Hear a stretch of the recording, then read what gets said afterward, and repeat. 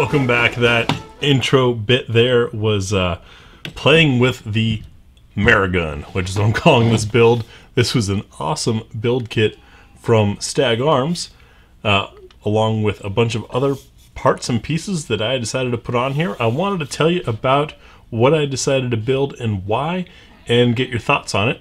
So that's what's coming up next on GBGuns.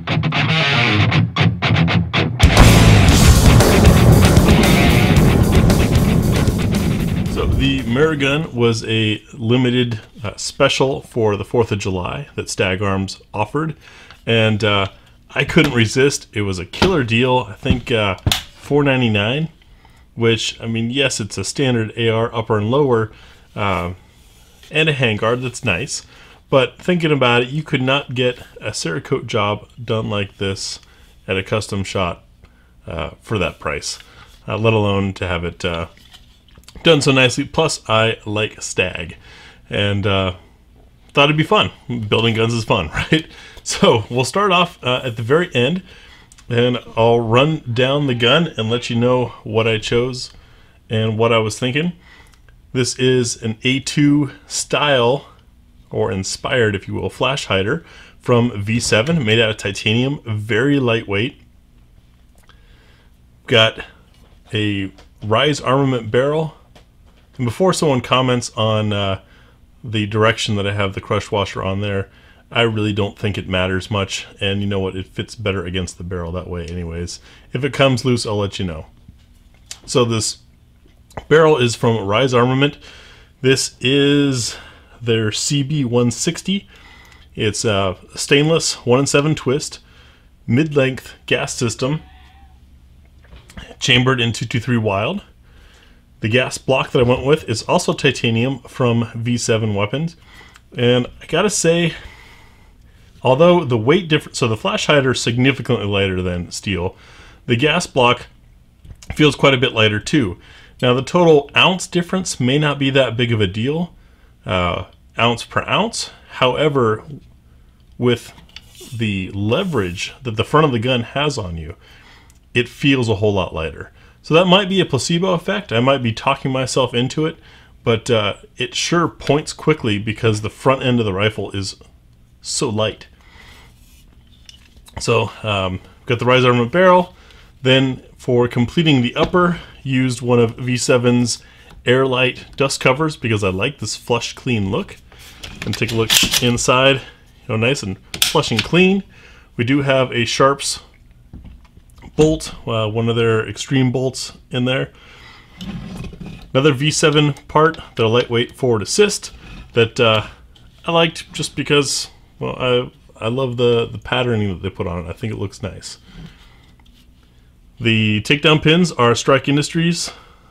The trigger is Rise Armament, and this is from their Folds of Honor fundraiser bit. Some of the funds went to helping out the families of who have lost soldiers. Got a V7 lightweight mag catch there, a Strike Industries bolt catch and release, V7 hybrid safety selector. This is aluminum on the outside, and the core, or the rod in between, the middle, is titanium, which you know, the cost difference wasn't that bad. I like the design of it, and it sure moves smoothly. I'm sure that's the combination of V7 weapons and the Rise Armament trigger itself. Strike Industries Fang here is the trigger guard.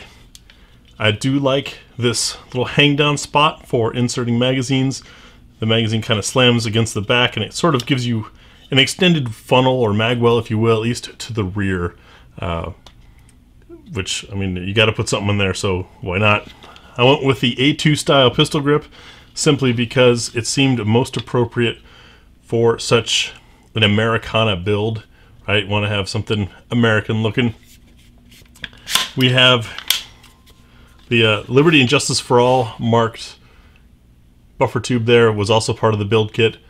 Got a Strike Industries extended this castle nut setup with the QD point on it, and a Mission First tactical stock because I really like how light and small these are. Very minimalist. That's probably why they call it the minimalist stock. So all that went together pretty well. Ambi charging handle is, of course, a Radian or AXTS, whatever you want to call it. I am running these Ultradyne iron sights, which you might have seen.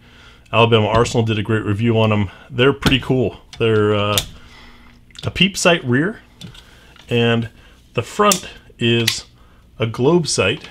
You can see it's hollow.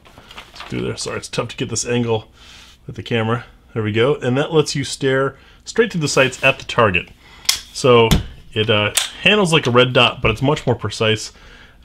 Just kind of playing around with them. Really like them so far. The gun, as you've seen in the saw in the slow-mo, and may or may not have noticed, and I'll overlay that again here, seems to be a bit overgassed. And I'm not sure why or how that is, because mid-length gas system, right? It's taking the gas way down here after it's already expanded quite a bit. And just a standard non-adjustable gas block. So I'm a little curious if it really is overgassed, or if maybe it's my buffer system. That might confuse some folks, causing the operation to be so violent. That's because I'm using this buffer system from DPM Systems. If you haven't seen one of these before, they're pretty cool.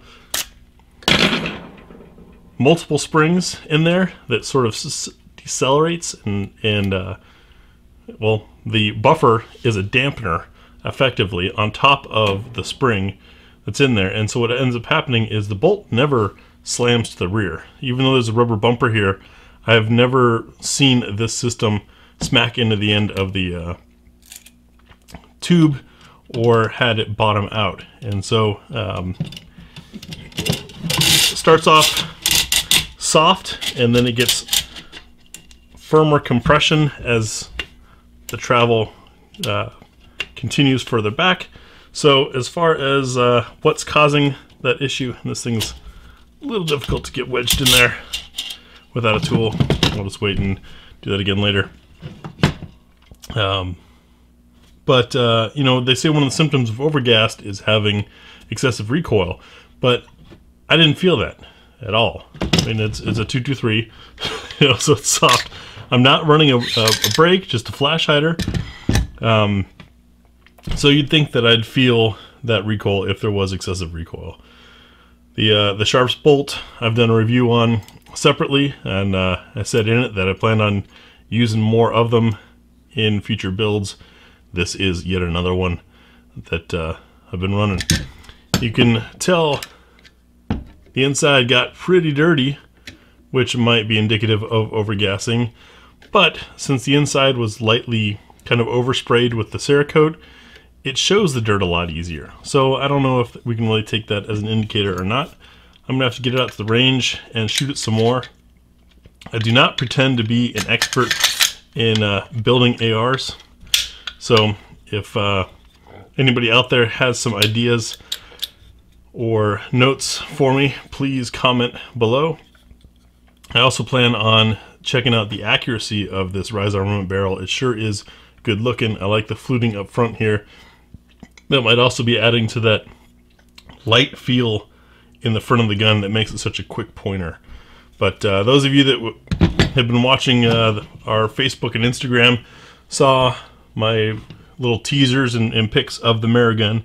So now that it's all together and I've had a chance to shoot it some, wanted to let you know how it turned out. Thanks for watching.